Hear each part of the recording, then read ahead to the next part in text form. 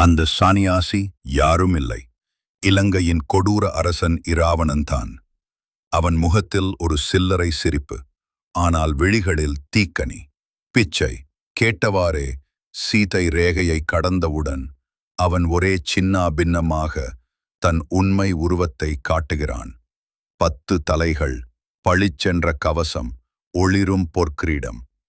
சீதைக்கு சற்று கூட எச்சரிக்க நேரமில்லை. அவன் திடீரென்று அவளை தூக்கிக் கொண்டு மேகங்களை கிழித்து பறந்த புஷ்பக விமானத்தில் ஏறுகிறான்.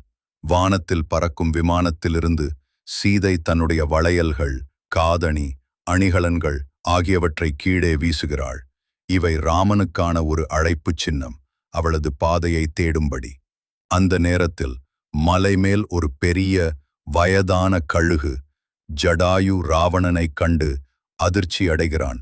ராவணனே சீதையை கடத்துகிறானா என்று சிந்தித்து தன் இறக்கைகளை விரித்து வானத்தையே துணையாக கொண்டு பறக்கிறான். இப்போது கதை ஒரு வீரப்போர் நோக்கிச் செல்கிறது.